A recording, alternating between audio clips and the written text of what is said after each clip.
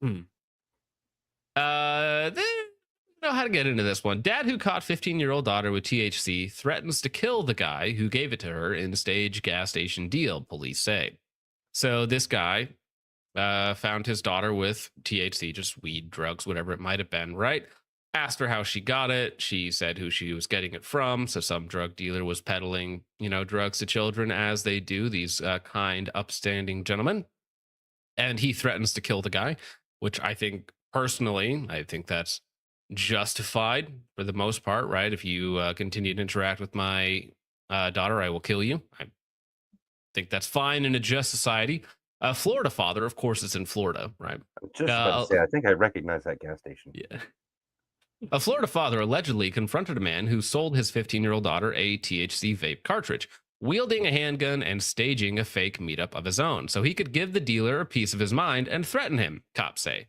Alan Olson, is 40, is facing a charge of aggravated assault with a deadly weapon after the alleged THC dealer reported being in fear for his life. Yes, protect the drug dealer from the father who's upset that he was interacting with his daughter. Yes, protect that poor, afraid for his life drug dealer.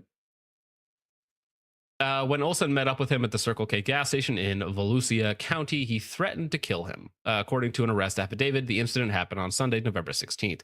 The Yeah. alleged dealer was so scared and anxious, maybe he was on too much of his own supply, about being confronted by Olson that he failed to notice he had a red light. Sure. Let me see the toxicology report on this man. After fleeing the Circle K in his vehicle, which caused him to collide with a uninvolved motorist, police say. Allen called out to him to come over to him and taunted him about the crash. The affidavit says nothing that Olson, noting that Olson's hands were positioned at his sides when he taunted him. The alleged dealer told cops he believed Olson was still armed. He then yelled out to Allen that he called the police and then concealed himself. The affidavit recounts. So the drug dealer is hiding in the middle of his little crash because he tried to get away from the father who was yelling at him, rightfully so, I would say. And the other motorist is just happens to be an innocent bystander, unfortunately involved. According to police, Olson had arrived home from visiting family out of town that afternoon with his daughter, and she began to act weird and funny. The teen asked for money to purchase ice from the Circle K, and then walked to the gas station. The affidavit says so. Gave his daughter money to go buy ice or whatever it is, and then obviously it's a meetup for something else. Olson told the cops that when his daughter returned home, she was still acting very weird and funny, and he questioned her about what was going on. At that time, they learned that she had lied to him and had purchased a THC cartridge. The affidavit alleges Allen then took the daughter's cell phone to review the contents. He then observed her conversation with the alleged dealer. Now, cybersecurity for children, don't let them have a cell phone. I mean, unless they need it for like a specific thing, right? So But like having them be able to text at 15 years old, being able to text dealers like when they're meeting up, what they're getting, stuff like that. This is just strangers online having access to your children should the be dealer was completely avoided or minimized as much as possible. Go ahead, the Richard. dealer was also another teenager under the age of 18.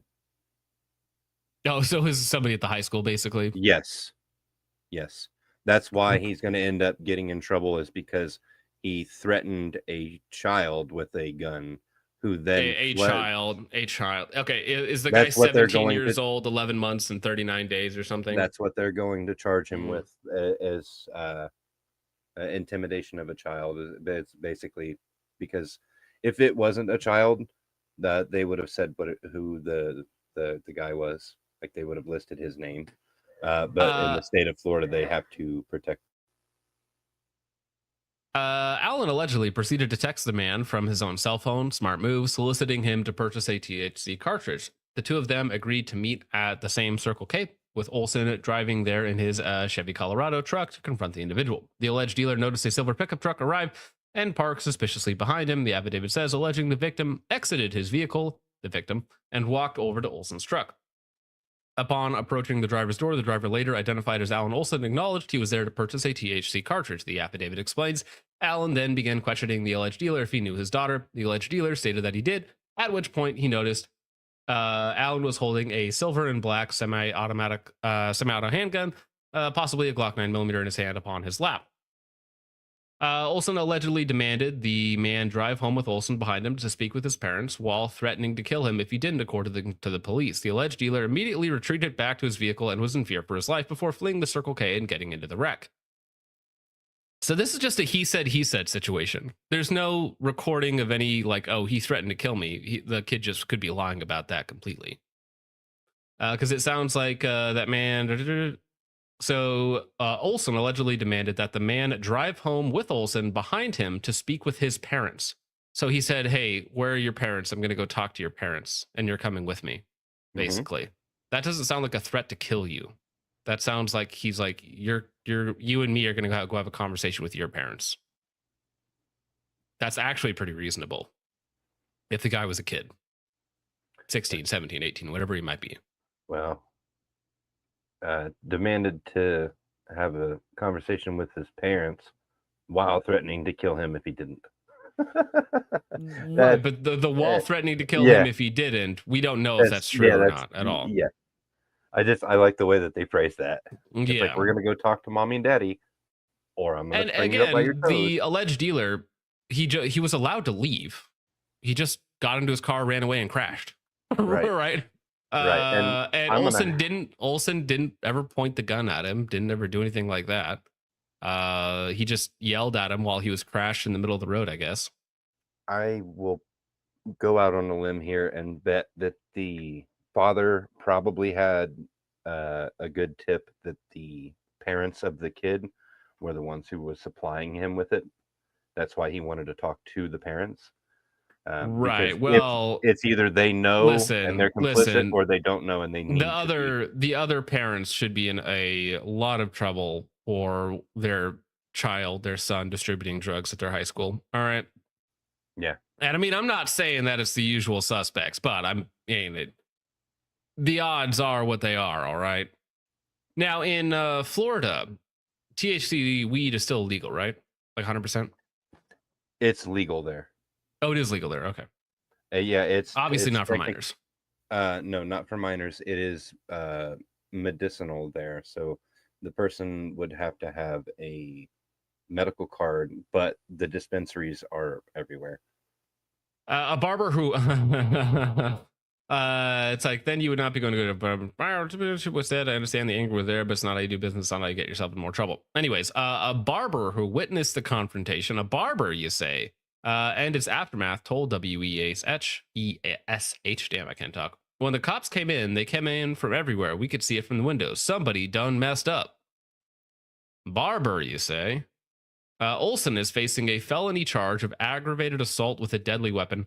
I don't know where you get aggravated assault with a deadly weapon, considering, according to these allegations, he never assaulted him. He may have had a deadly weapon, but there was no physical confrontation. I'm surprised that they didn't get charged with brandishing.